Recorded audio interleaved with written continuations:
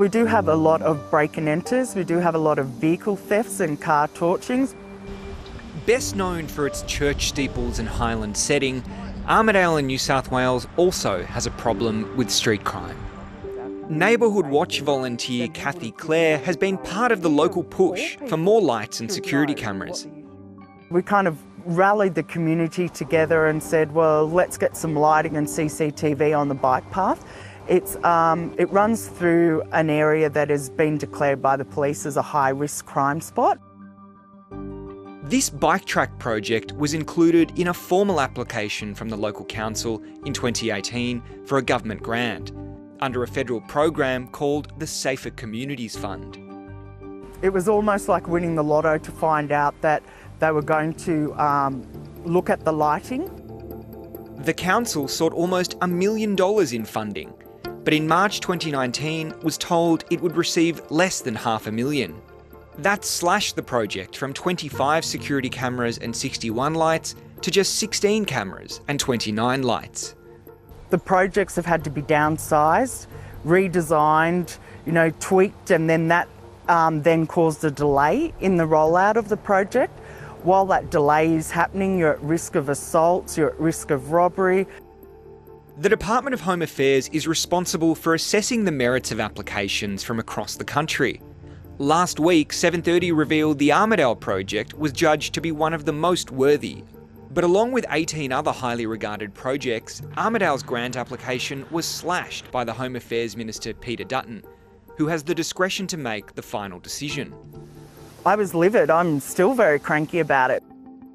Confidential ministerial briefings obtained by 7:30 through Freedom of Information laws revealed Peter Dutton went against his own department's recommendations, shifting millions of dollars from some highly rated projects and diverting those funds to other community groups, most of them in coalition or marginal seats.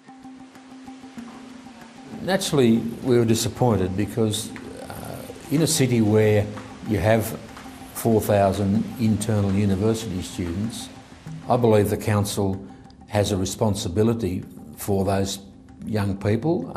They're away from home, away from their parents, and it's about public safety, about keeping those students and other people safe. While Armidale Mayor Ian Tiley believes the grant process could be improved, he's grateful for the federal government's support. Whilst we lost out to the tune of about $500,000 on a particular program which involved public safety, we've also, and it's largely because of COVID, as a stimulus, and because of bushfires, we've received more grants easily than we would normally receive because of the prevailing circumstances across the nation. The minister was also warned against funding 2 projects in Tasmania that he'd publicly announced just days out from a crucial by-election. His department argued the projects, costing more than $200,000, did not represent value for money. As Peter Dutton explains in his handwritten note, he believed the funding was warranted and would assist with the safety of those communities. That is offensive, it is appalling, and it is the Liberal Party treating taxpayer money like it is Liberal Party money. It's now emerged the minister chartered a VIP jet to Tasmania to announce those grants, costing taxpayers another $36,000. The minister says the flights were within the guidelines for special purpose aircraft and defended his allocation of the grants. What's the point of having community safety experts if the minister just ignores them?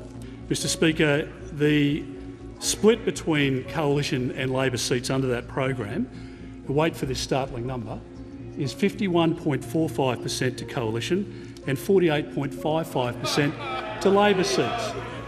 This 8-year-old Liberal government have near absolute power over deciding what the guidelines are and whether or not they have to abide by them.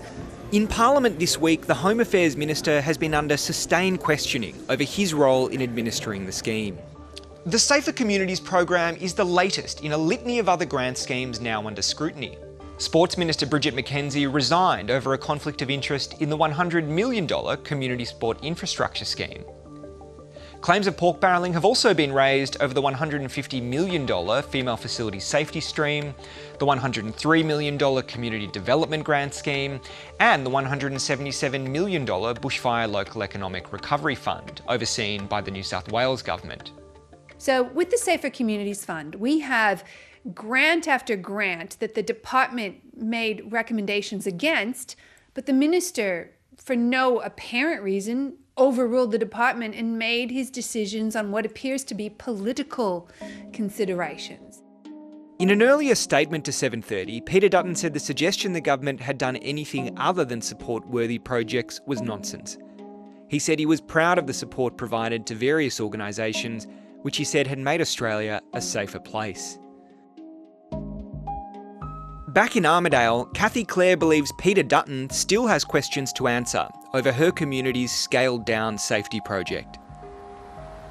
What he does in Canberra does affect the small people out in the bush, and we won't wear it anymore. The community is very angry since the story has broke. People are asking why.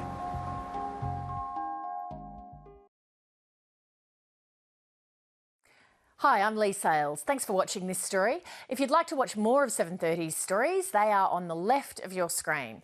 And tap on the button below to subscribe and get the latest from ABC News.